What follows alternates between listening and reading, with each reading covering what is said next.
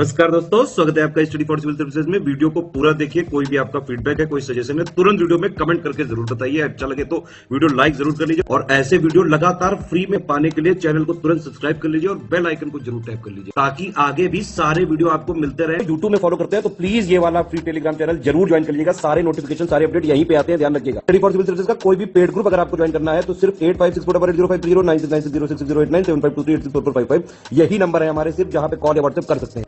Instagram पे हमारा page जरूर फॉलो कर लीजिएगा, study for civil dot services है। ट्विटर पे हमको जरूर फॉलो कर लीजिएगा, @स्टडी फॉर सिविल्स है।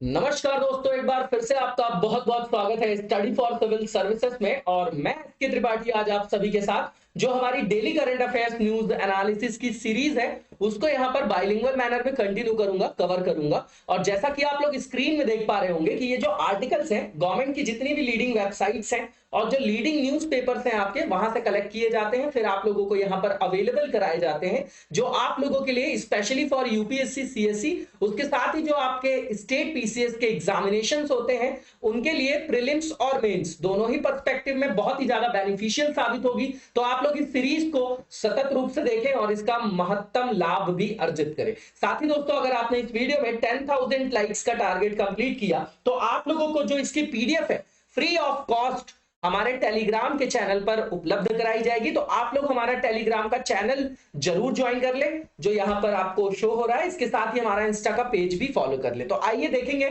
किन टॉपिक्स को देखने जा रहे हैं आज हम लोग।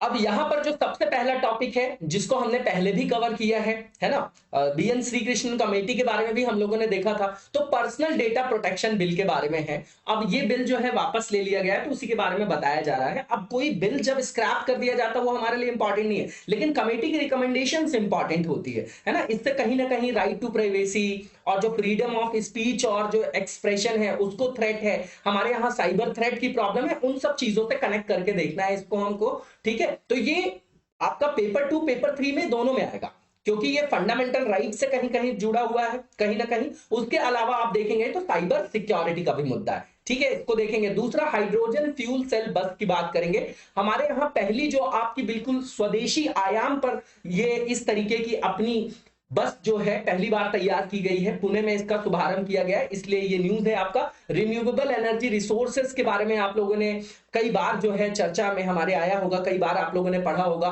सस्टेनेबल जो हमारे डेवलपमेंट गोल्स हैं उनको अचीव करने के लिए किस तरीके से जो है क्लाइमेट चेंज को जो है हम मिटिगेट कर पाए, तो उनके लिए ही ये एक तरीके का नया इनिशिएटिव है, इसको देखेंगे हम लोग। इसके बाद जो नेक्स्ट हमारा यहाँ पर आर्टिकल है वो आपका फेशियल रिकॉग्निशन टेक्नोलॉजी से रिलेटेड है। नाम से ही समझ में आ रहा है, अभी दिल्ली में आप देखेंगे तो वहां पर टेस्ट भी किया गया कि इससे क्या होगा कि जैसे कोई भी पब्लिक प्लेस है या कोई भी प्लेस है तो जहां पर लोगों की आपकी पिक्चर कैप्चर होती है तो उस डेटा को यूज कर पाएंगे, कंपेयर कर पाएंगे। जैसे कोई बच्चा खो गया है ना, तो उसकी गुमशुदगी में जो उसको तलाश करने में हेल्प हो जाएगी। आपराधिक प्रवृत्ति के लोगों की जान पहचान की जा सकेगी, तो आइडेंटिफिकेशन के लिए इसको देखेंगे। साइंस एंड टेक के अंतर्गत रख सकते हैं, पेपर 3 का पार्ट है। इसके बाद जो नेक्स्ट यहाँ पर टॉपिक है बहुत पुराना और बहुत important, prevention of money laundering. ठीक है ना, लॉन्ड्री में हमेशा बोलता हूं कि कपड़े आप देते हैं तो गंदे कपड़े जाते हैं और धुल के वापस आ जाते हैं, उसी तरीके से मनी होता है। ब्लैक मनी है, उसको जो है चैनलाइज करके, उसको प्लेसमेंट करके, डिफरेंट चैनल से उसको मोबिलाइज करके क्या करते हैं कि जो आपके इलीगल जो आपके क्या है सोर्सेज हैं अर्निंग के, उसको लीगल जो चैनल है उसमें वहां पर मोबिलाइज कर दिया जाता है, तो उसी को बोलते हैं मनी लॉन्ड्रिंग। तो उसको रोकने के लिए 2002 में जो है ये एक्ट लाया गया, prevention of money laundering act, उसी से संदर्भित ये आपका आर्टिकल है। इसको आप पेपर 3 में रख सकते हैं। इसके बाद जो नेक्स्ट आर्टिकल है हमारा, वेस्ट टू एनर्जी मॉडल। कौन सा?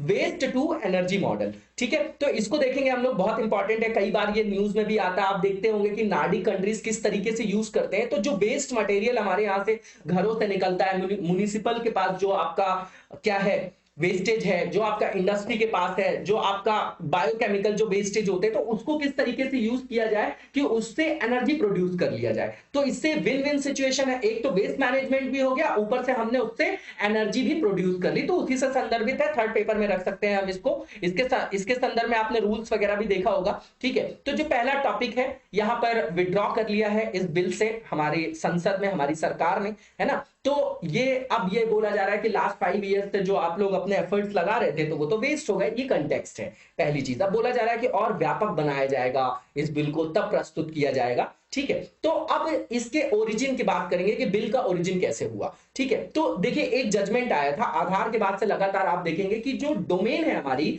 जुडिशरी का, उसने राइट टू प्राइवेसी और जो राइट टू लिबर्टी है आपका, उसको प्रायोरिटी देने लग जाएगी हमारी कौन, न्यायपालिका। तो उसी संदर्भ में यहां पर जजमेंट आएगा K S Puttaswamy versus union of India case में 2017 में, जिसमें यह बोला गया कि भैया राइट टू प्राइवेसी जो है आपका और जो राइट टू लिबर्टी है, पर्सनल फ्रीडम जो है, वो फंडामेंटल राइट है आपका, है ना, उसको इंडियन कॉन्स्टिट्यूशन के माध्यम से सुरक्षा प्रदान की गई है, ये जजमेंट आया। अब इसी के संदर्भ में जो है 2017 में एक एक्सपर्ट कमेटी बना के जो है वहां पर सेटअप किया गया, जिसको बीएन श्री कृष्णा कमेटी बोला गया, और उसको इसीलिए उस कमेटी को नियुक्त किया गया था, इसकी स्थापना की गई थी कि डेटा प्रोटेक्शन से रिलेटेड जो बिल लाना है उसमें क्या क्या मेजर्स लाए जाए, क्या क्या जो है वहां पर आयाम अपनाए जाए, वो बात यहां पर की गई।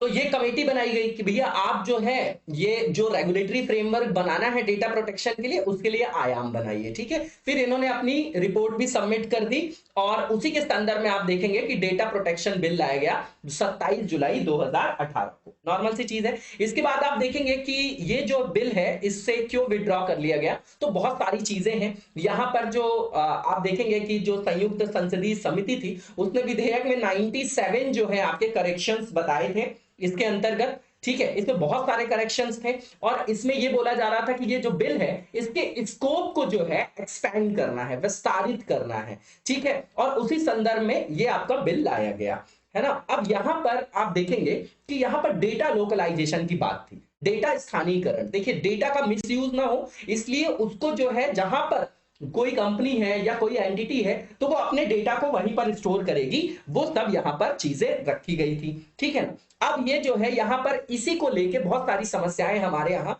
सोशल जो आपकी नेटवर्किंग साइट्स हैं या भारतीय स्टार्टअप्स हैं, तो उन्होंने बोला कि उसके लिए अप्रोप्रिएट हमारे यहाँ इंफ्रास्ट्रक्चर नहीं है, इसलिए हमारे लिए प्रॉब्लमेटिक है, ये नॉर्मल सी चीज है, ठीक है। अब यहां पर अगर आप देखेंगे वही यहां पर बताया जा रहा है कि कई सारी जो टेक इंडस्ट्रीज हैं, है ना, इसमें जो इंडियन स्टार्टअप्स हैं, तो इन्होंने डेटा लोकलाइजेशन को लेके यहां पर कंसर्न जताया था कि हमारे लिए ये प्रॉब्लमेटिक है, ठीक है। अब इसके अंतर्गत जो पर्सनल डेटा को डिफाइन किया गया, है ना, और वहां पर आप देखेंगे कि कई सारे तरीके का वर्गीकरण भी किया गया वहां पर, है ना, सेंसिटिव डेटा, पर्सनल डेटा। अब जब कोई बिल स्क्रैप हो जाता है तो वो हमारे लिए इंपॉर्टेंट नहीं होता, लेकिन फिर भी हमको ये देखना है कि कभी भी साइबर थ्रेट, साइबर सिक्योरिटी को लेके लिख रहे हैं हम लोग, तो ये सब रिकमेंडेशंस लिख सकते हैं वहां पर, है ना, इसको अपने हिसाब से हम यूज कर लेंगे। तो इसमें जो है कुछ उप श्रेणियों की भी पहचान की गई, जिसमें जो आपके संवेदनशील व्यक्तिगत डेटा है उनको रखा गया, है ना। उसके अंतर्गत जो है आपका देखेंगे कि जैसे किसी व्यक्ति की वित्तीय स्थिति है, उसके स्वास्थ्य के बारे में जानकारी है, या उसका सेक्सुअल ओरिएंटेशन है,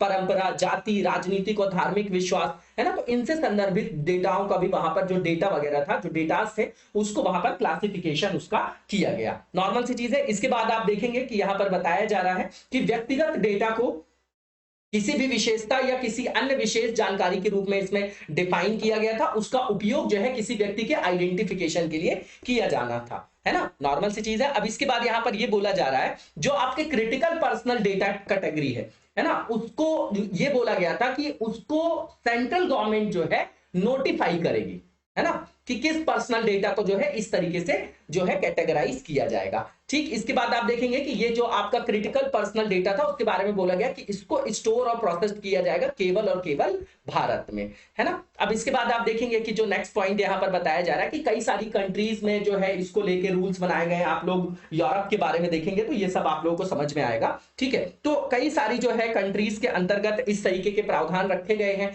है ना, और वहां पर जो है कई सारे जो है डिस्प्यूट भी इसको लेके जो है संघर्ष की समस्या भी बनी हुई है, कई तरीके के विवाद भी बने हुए हैं। अब कोई भी नई चीज आती तो उसमें कुछ ना कुछ ड्रॉबैक होता है, धीरे धीरे ग्रेजुअल लेवल पे उसको रिजॉल्व किया जाता है। इसका मतलब ये नहीं कि हम उस चीज से पल्ला झाड़ लें, कहने का मतलब ये कि डेटा की बहुत बड़ी समस्या आज भारत देश में है। इस चीज को समझने की आवश्यकता है कि साइबर थ्रेट की समस्या हमारे यहाँ बहुत विकराल रूप में विद्यमान है। है ना। अब आप समझिए कि यहां पर जो बताया जा रहा है कि इंडिया के अंतर्गत जो भी आपके स्टार्टअप्स हैं, उन्होंने भी इसके अंतर्गत जो भी प्रावधान है डेटा लोकलाइजेशन को लेके, तो उन्होंने बोला हमारे पास जो इतनी क्षमता नहीं है, इसके संदर्भ में हमारे पास इंफ्रास्ट्रक्चर नहीं, तो ये हमारे लिए भैया प्रॉब्लम की बात है ना। अब इसके बाद यहाँ पर ये भी बताया जा रहा है कि कई सारे जो स्टार्टअप्स हैं हमारे यहाँ, वो किस पे डिपेंडेंट है, इंटरनेशनल कंपनीज पे। किस तरीके की सर्विसेज के लिए, जैसे कस्टमर मैनेजमेंट हो गया, एनालिटिक्स हो गया, मार्केटिंग हो गया, है ना, उसके लिए। तो कहने का मतलब है कि उनको कई बार जो है किसी संदर्भ में जो डेटा है अपने ग्राहकों का, उनको विदेश में भेजना पड़ता है। अब उसका अगर मिस यूज हो जाए तो उसके लिए वो जिम्मेदार नहीं है ना, वहां पर अकाउंटेबिलिटी नहीं लेना चाह रहे वो, लेकिन ये बता रहे कि हमारे लिए प्रॉब्लमेटिक। अरे भैया, साइबर थ्रेट की कितनी बड़ी प्रॉब्लम है, लोगों के पैसे गायब हो जाते हैं। तो आप लोगों को इसका कोई जो है वो तार्किक प्रावधान अपनाना पड़ेगा इसके लिए, है ना।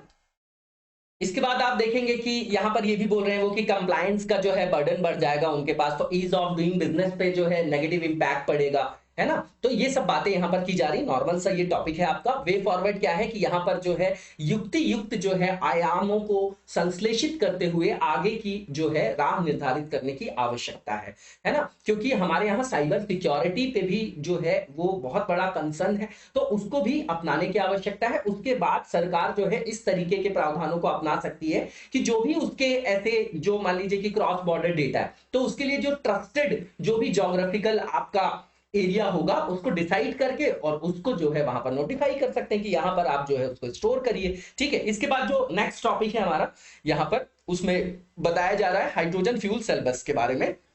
मैंने बताया आपको कि जो यूनियन मिनिस्टर है हमारे जितेंद्र सिंह जी, उन्होंने लॉन्च किया है इंडिया का first truly indigenously developed hydrogen fuel cell bus. इसको डेवलप किसने किया है, तो केपीआईटी CSIR पुणे ने, ठीक है। अब ये हाइड्रोजन फ्यूल सेल क्या है, ठीक है। तो आप लोगों को पता होगा कि ये एक तो जो हमारे प्रधानमंत्री जी ने अभी लॉन्च किया था नेशनल ग्रीन हाइड्रोजन मिशन, उसी के अंतर्गत इसको लॉन्च किया गया। अब ये एनवायरमेंट फ्रेंडली है क्योंकि ये यूटिलाइज करता है हाइड्रोजन और एयर को किस लिए, इलेक्ट्रिसिटी को जनरेट करने के लिए। और इसमें जो आपका उन्मुक्त होने वाला या बाहर निकलने वाला एकमात्र अपशिष्ट है वो क्या है, आपका जल है, केवल क्या है, वाटर है, ठीक है। अब यहां पर जो फ्यूल सेल्स हैं, ठीक है, ये आपकी किसी भी तरीके की ग्रीन हाउस गैसेस को एमिट नहीं करते हैं, तो क्या हो गया, ये आपका एनवायरमेंट के लिए पॉजिटिव डोमेन हो गया कि नहीं हो गया, हो गया, बिल्कुल हो गया। अब इसके बाद अगर आप देखेंगे जो यहां पर बताया जा रहा है कि अब इन सब चीजों को हम सस्टेनेबल डेवलपमेंट गोल से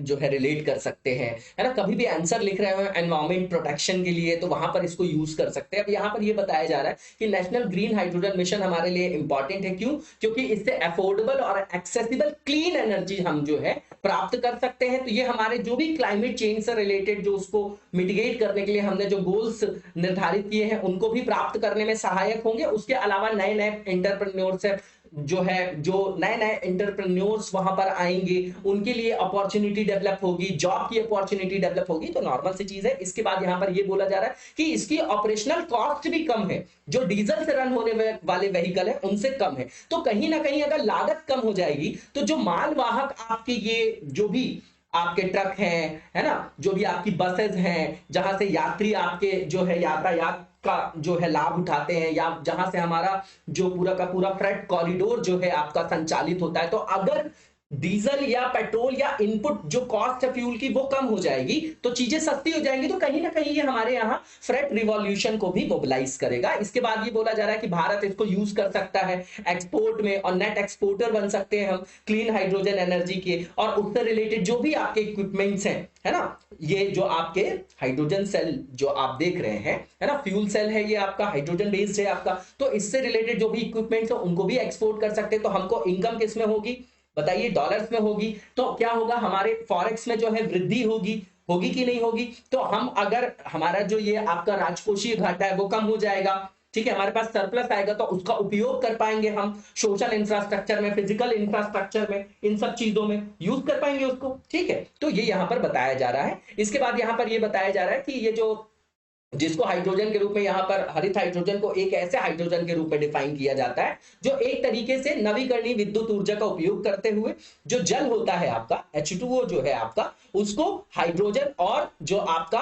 ऑक्सीजन है उसको विभाजित करने के माध्यम से यहाँ पर वो उत्पन्न होता है। नॉर्मल सी चीज है, नॉर्मल सी बॉन्डिंग है, आप लोगों ने पढ़ा होगा केमिस्ट्री में। इसके बाद नेशनल जो हाइड्रोजन हमारा मिशन है, इसको 75th इंडिपेंडेंस डे के दिन लॉन्च किया गया है ना, 15 अगस्त 2021 को हमारे प्रधानमंत्री जी ने इसका अनाउंसमेंट किया था। इसी मिशन के अंतर्गत जो टारगेट किया जा रहा है 2050 तक, जो हाइड्रोजन के माध्यम से रिन्यूएबल जो आपके एनर्जी रिसोर्सेस को हमको मोबिलाइज करना है, तो उसमें हाइड्रोजन का शेयर हमको 3/4 जो है रखा गया है। उसके उत्पादन का कितना, 3/4 उत्पादन का लक्ष्य रखा गया है। इंपॉर्टेंट है, ये फैक्ट रख सकते हैं हम लोग अपने पास। इसके बाद यहां पर ये बोला जा रहा है कि ये जो मिशन है, इसके अंतर्गत जो मिनिस्ट्री ऑफ पावर है उसका भी उद्देश्य है, उसका एम है कि वो सपोर्ट करेगा इंडिया को। क्या क्या करने में सपोर्ट करेगा, तो जो हमने गोल्स बनाए हैं है ना, क्लाइमेट चेंज को मिटिगेट करने के लिए, सस्टेनेबल जो क्लाइमेट गोल्स है हमको अचीव करने के लिए जो हमने गोल बनाए हैं, तो उस गोल को अचीव करने में ये हमको हेल्प करेगा। उसके बाद जो हाइड्रोजन है, इसको एक ऐसे पोटेंशियल फ्यूल के रूप में देखा जा रहा है, एक विकल्प के रूप में देखा जा रहा है। किसके विकल्प के रूप में, जो जीवाश्म ईंधन है, जो फॉसिल फ्यूल्स हैं आपके, ठीक है। इसके बाद यहां पर ये बताया जा रहा है कि हाइड्रोजन जो है आपका, देखिए एक तो ये ग्रीन वाले जो भी ग्रीन एस्पेक्ट के जो भी एनर्जी रिसोर्सेज है, ये आपके लिए वैसे भी इंपॉर्टेंट है, क्योंकि हमको विकल्प की तो तलाश है ही। क्योंकि अब आप देख रहे हैं कि क्रूड ऑयल का कितना ज्यादा प्राइस बढ़ गया। अगर उसका प्राइस बढ़ गया तो जो डेली नीड्स की चीजें हैं वो बढ़ गई, उनका रेट बढ़ गया, तो इन्फ्लेशन बढ़ गया। इन्फ्लेशन बढ़ जाएगा अगर, तो बेरोजगारी भी उसी से जो है आपकी रिलेटेड है। तो कहीं ना कहीं ये पूरे के पूरे देश की अर्थव्यवस्था के लिए, देश के लोगों की जो सामाजिक आर्थिक व्यवस्था है, उनकी जो सामाजिक आर्थिक जो स्थिति है, उसके लिए ये आपका क्या है बताइए, उसके लिए ये हार्मफुल है कि नहीं है, नेगेटिव इंपैक्ट डालेगा कि नहीं डालेगा।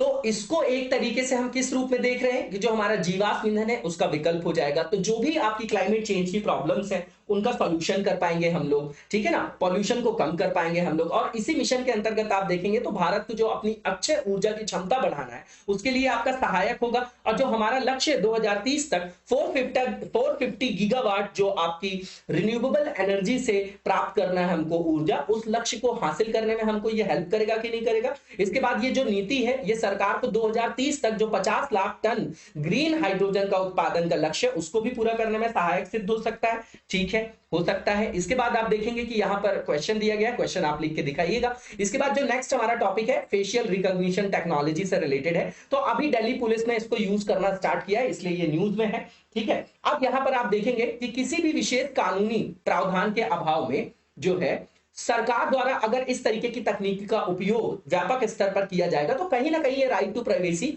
और freedom of speech and expression का वायलेशन है, पहली चीज। दूसरी चीज, यहां पर जो नेशनल रिकॉर्ड हमारा ब्यूरो है ना, जो आपका नेशनल क्राइम रिकॉर्ड ब्यूरो है, इसके डेटा हमारे लिए इंपॉर्टेंट होते हैं। इसके द्वारा जो आपका स्वचालित फेशियल रिकॉग्निशन तकनीकी है, उसके कार्यान्वयन के लिए वहां पर क्या दे दी गई है, स्वीकृति प्रदान कर दी गई है, ठीक है। अब ये जो आपके ऑटोमेटिक फेशियल रिकॉग्निशन सिस्टम है, इसके द्वारा जो भी जानकारी होगी, इसका यूज कौन करेगा, उसका प्राधिकार किसको दिया गया है, तो ये केवल लॉ इन्फोर्समेंट एजेंसीज को दिया गया है। इसके द्वारा जो है फैसिलिटेट किया जाएगा किस चीज के लिए, कि बेटर आइडेंटिफिकेशन ऑफ क्रिमिनल्स का, अनआइडेंटिफाइड जो आपकी डेड बॉडीज होती है, मिसिंग या जो आपके जो भी मिसिंग चिल्ड्रंस वगैरह होते हैं, मिसिंग पर्सन होते हैं, तो उनके आइडेंटिफिकेशन में ये आपका हेल्पफुल साबित हो सकता है। अब यहां पर ये बताया जा रहा है कि पर्पस क्या है automatic facial recognition system software का। तो सीधी बात है, ये एक ऐसा सॉफ्टवेयर है, इसके माध्यम से जो भी कैप्चर की जाएंगी इमेजेस, तो उसके द्वारा जो है आइडेंटिफिकेशन किया जा सकेगा उस डेटा बेस के माध्यम से,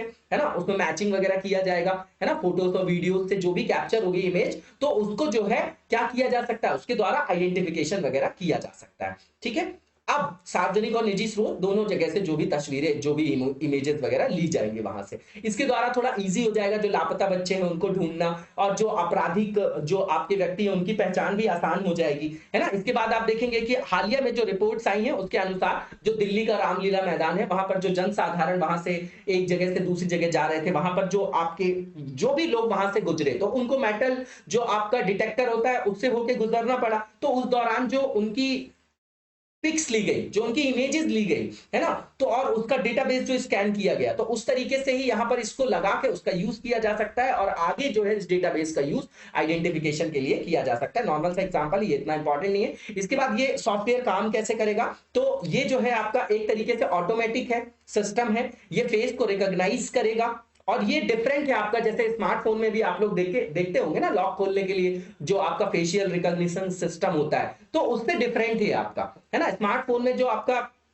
फीचर वगैरह यूज होता है ना, उससे वो आपका डिफरेंट है। अब ये आईएसओ मानक वगैरह हमको याद नहीं करना है। इसके बाद आप देखेंगे कि इसके अंतर्गत ये जो सॉफ्टवेयर है ये आपका मेकअप को भी डिटेक्ट कर लेगा, प्लास्टिक सर्जरी को भी कर लेगा, एजिंग जैसे एज बढ़ने के कारण जो चेंजेस आते हैं उसको भी आइडेंटिफाई कर लेगा, स्केचेस वगैरह होंगे उसको भी जो है ये आपका उसके द्वारा भी अपनी जो भी है प्रक्रिया उसको संचालित कर सकेगा। मतलब ये सब जो है हर्डल्स नहीं बनेंगे उसके लिए। इसके बाद आप देखेंगे कि जो नेशनल क्राइम रिकॉर्ड ब्यूरो है ना, उसने इस सॉफ्टवेयर के थ्रू जो भी आपका डेटाबेस है जो उसको एक्सेस वगैरह करने की बात किया गया है, तो उसके अंतर्गत जैसे पासपोर्ट है, आधार है, इमिग्रेशन है, वीजा है, फॉरेनर्स जो आते हैं उनका रजिस्ट्रेशन है, तो इन सबको जो है ट्रैक किया जा सकेगा और इसका उपयोग भी किया जा सकेगा। जैसे WCD कर सकता है, खोया पाया जो उसका विभाग है उसके अंतर्गत, है ना, तो इसके अंतर्गत जो है मेनली आइडेंटिफिकेशन जो है इसके कोर में है, ये अपने को याद रखना है। बाकी सब चीजें जो है यहां पर बताई जा रही हैं जो आपकी, वो क्या है, वो लिखने का केवल एक तरीका है, ठीक है। अब इसके बाद यहां पर ये बोला जा रहा है कि इसमें तुलना भी किया जाएगा, ठीक बात है, एक फोटो को दूसरे फोटो के साथ जो है कंपेयर किया जा सकेगा और उसके कारण जो है इसकी प्रोडक्टिविटी बढ़ जाएगी, आउटपुट जो है ज्यादा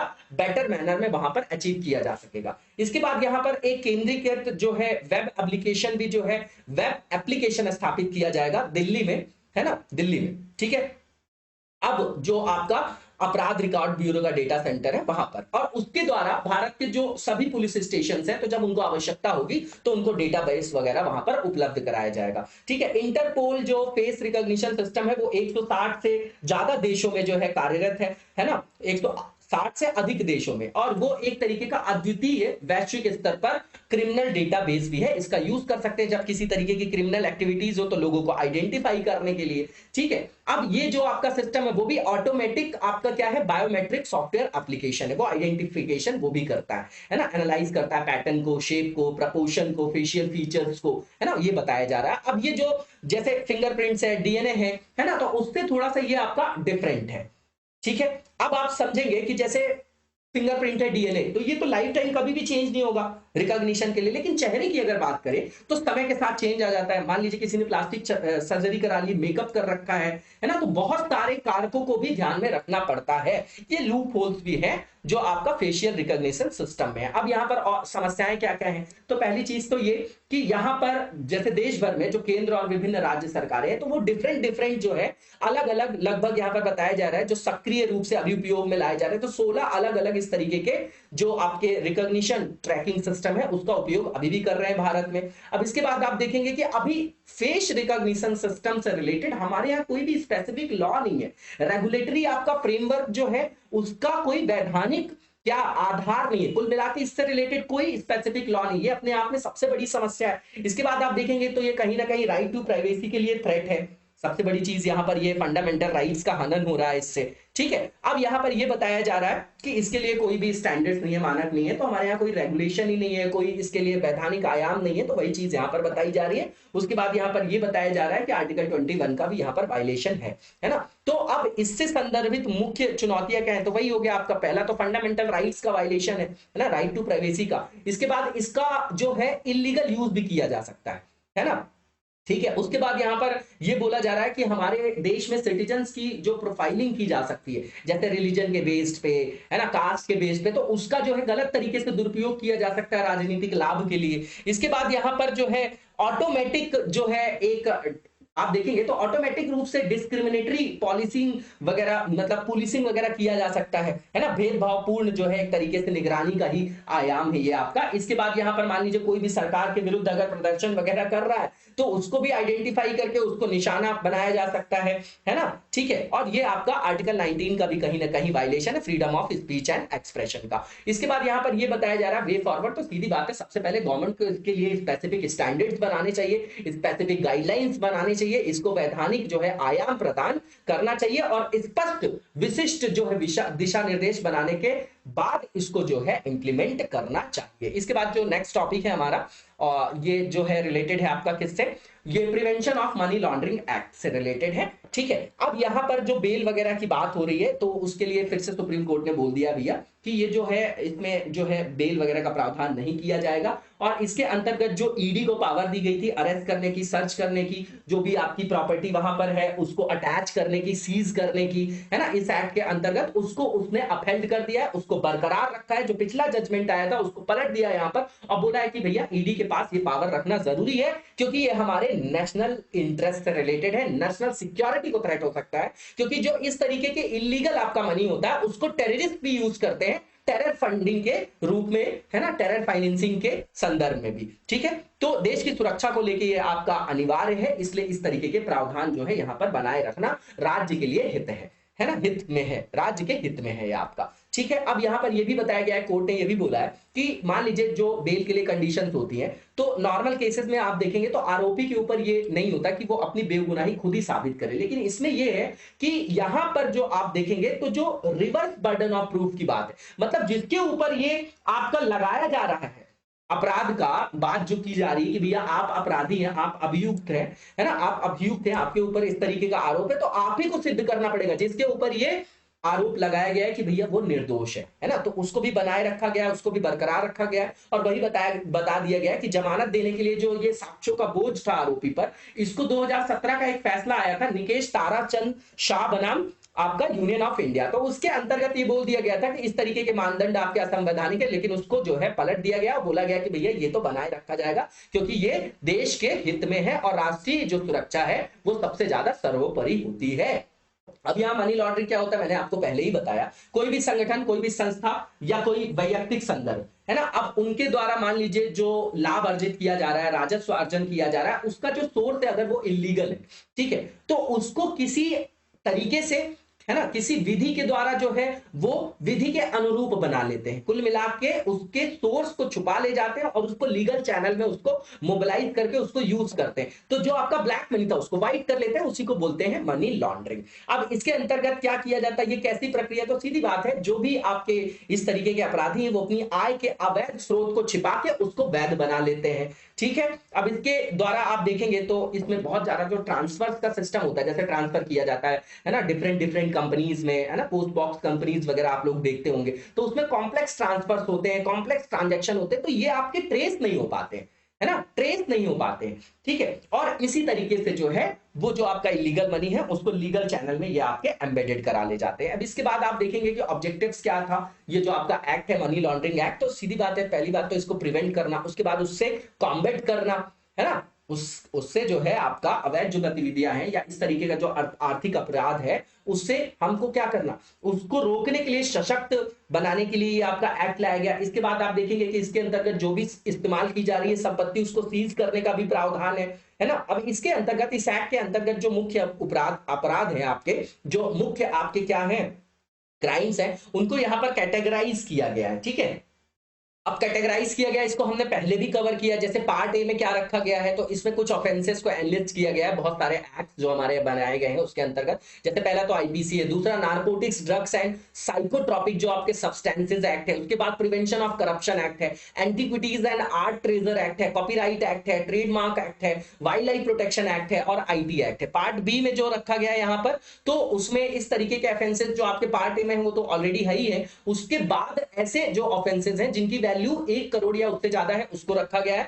पार्ट सी के अंतर्गत ट्रांस बॉर्डर क्राइम्स को रखा गया है ना। ठीक है, इसके बाद जो अमेंडमेंट किया गया 2019 में इस एक्ट के अंतर्गत, तो इसको और भी ज्यादा जो है वो आपका क्या बनाया गया, सख्त बनाने का प्रावधान किया गया है इसके अंतर्गत। ठीक है, इसमें जो है आपका आतंकवादी जो आपका वित्त पोषण है उसको लक्षित किया गया है, उससे संदर्भित जो मनी लॉन्ड्रिंग के डायमेंशन है उनको कवर किया गया है ना। इसके अंतर्गत 8 जो क्लॉजेस है उसमें संशोधन करके जो इनने प्रावधानों में जो अस्पष्टता थी उसको भी दूर करने का प्रावधान किया गया है। ठीक है, इसके बाद अगर आप देखेंगे की फीचर्स क्या है इनके, 2019 के जो आपके एक्ट है तो उसके बारे में बताया जा रहा है की फीचर्स क्या है। तो पहली चीज ये है, अब यहां पर जो आपके की फीचर्स बताए जा रहे हैं, तो इसमें जो है अपराधों का विस्तार है, पहली चीज ये बिल्कुल ठीक है है ना। अब इसमें ये बोला गया था कि मान लीजिए कोई एक्टिविटीज ऐसी हैं जो एक्ट्स के अंतर्गत उसको कवर नहीं किया गया है, लेकिन ये फिर भी जो है आपके इस तरीके के अपराध से संदर्भित है, तो उसको भी इसके अंतर्गत कवर किया जाएगा, है ना। इसके बाद यहां पर ये बोला गया है कि अगर किसी भी तरीके का इलीगल आपका सोर्स है जहां पर इस तरीके की इनकम हो रही है ना, तो उस पर्सन को गिल्टी माना जाएगा मनी लॉन्ड्रिंग के अंतर्गत ही, ठीक है। इसके बाद जो अपराध की आय की परिभाषा है उसको भी व्यापक बनाई गई, है ना। उसके संदर्भ में वहां पर एक्शन लेने के लिए जो आपकी जो भी संपत्ति है उसको सीज करना, उसके बारे में कार्यवाही करने का अधिकार किसको दिया गया, प्रवर्तन निदेशालय को। देश में भी तो था ही, पहले से ही इनको प्राधिकार था। देश के बाहर भी स्थित इस तरीके की कोई संपत्ति है तो उसको भी वहां पर वो क्या कर सकती है, उसके विरुद्ध भी कार्रवाई करने का प्राधिकार किसको दिया गया, ईडी को दिया गया। इसके बाद आप देखेंगे कि ये जो एक्ट है वो एम्पावर करता है ईडी को कि भैया वो एक्शन ले सकती है, भले ही वहां पर एब्सेंस हो, है ना। कोई भी एविडेंस का मतलब जो आपका पहले प्रावधान था आपराधिक प्रक्रिया संहिता की जो धारा है 157, उसके तहत पहले रिपोर्ट तैयार करनी पड़ती थी, है ना, रिपोर्ट बनानी पड़ती थी। तो मान लीजिए अगर उस तरीके की रिपोर्ट का अभाव भी है तो भी तलाशी का जो कार्यवाही करने का अधिकार है उनको वो प्रदान किया गया है ईडी को, ठीक है। इसके बाद अगर आप देखेंगे यहां पर कि जो बताया जा रहा है कि जो एफआईआर के अभाव में भी इसके अंतर्गत जो है गिरफ्तारी वगैरह की जा सकती है। इसके बाद मान लीजिए कि कोई विशेष न्यायालय है, वहां पर कोई मुकदमा चल रहा है और मान लीजिए जो दावेदार है वो सही पाया गया तो उसके द्वारा जो उसकी जो संपत्ति जब्त की गई है उसको बहाल करने का भी अधिकार यहां पर दिया गया है, स्पेशल कोर्ट को दिया गया है, ठीक है। इसके बाद यहां पर जो है नेक्स्ट और लास्ट टॉपिक हमारा वेस्ट टू एनर्जी मॉडल से रिलेटेड है, ठीक है।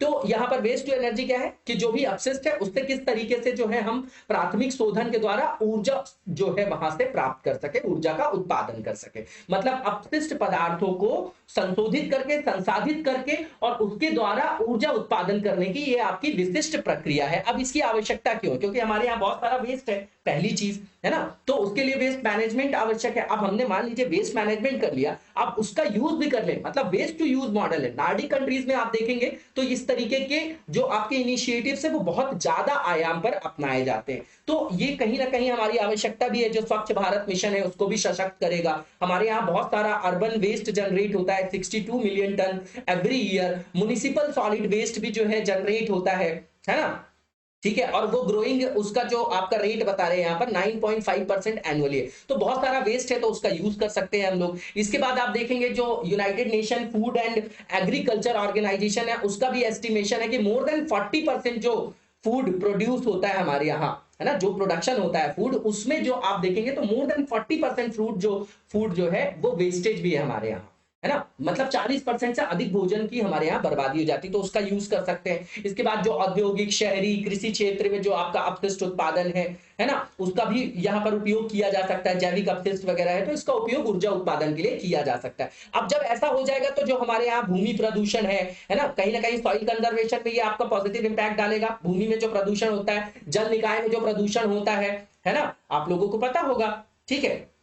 एल्गल बूम वगैरह आप लोगों ने पढ़ा होगा, है ना, शैवाल प्रस्फुटन वगैरह, ठीक। इसके बाद आप देखेंगे कि जैसे ये एक तरीके से अपशिष्ट पदार्थों से जो ऊर्जा निष्कर्षण किया जाएगा, एक तरीके से ये आपका रिन्यूएबल रिसोर्स हो जाएगा, है ना, ठीक है। और यहाँ पर जो हमारी क्षमता के बारे में आकलन किया गया कि भारत में जो शहरी और औद्योगिक जैविक अपशिष्ट है उससे कुल जो अनुमानित ऊर्जा का उत्पादन किया जा सकता है वो लगभग 5690 मेगावाट है अप्रोक्सीमेटली। इसके माध्यम से कई सारे नए रोजगारों का सृजन भी होगा, है ना। उसके लिए अगर सरकार वहां पर इंसेंटिव वगैरह देगी, उपयुक्त प्रौद्योगिकी के लिए इंसेंटिव देगी, तो इससे जो है रिन्यूएबल एनर्जी रिसोर्स भी हम डेवलप कर लेंगे। और उसके बाद हमारे यहाँ बहुत सारी जो एंटिटी या उस तरीके के ऑर्गेनाइजेशन एस्टैब्लिश किए जाएंगे तो उसके द्वारा न्यू एम्प्लॉयमेंट जनरेशन वगैरह भी हो सकेगा, ठीक है। इसके बाद आप देखेंगे कि नगर निगम के अंतर्गत आप देखेंगे सॉलिड वेस्ट मैनेजमेंट को भी बल मिलेगा, नॉर्मल सी चीज है, वहां पर भी नए अवसरों का सृजन हो सकता है, ठीक है। अब यहाँ पर जो नवीन और नवीकरणीय ऊर्जा मंत्रालय है उसका जो आकलन है उसके अनुसार जो शहरी अपशिष्ट जनरेट होता है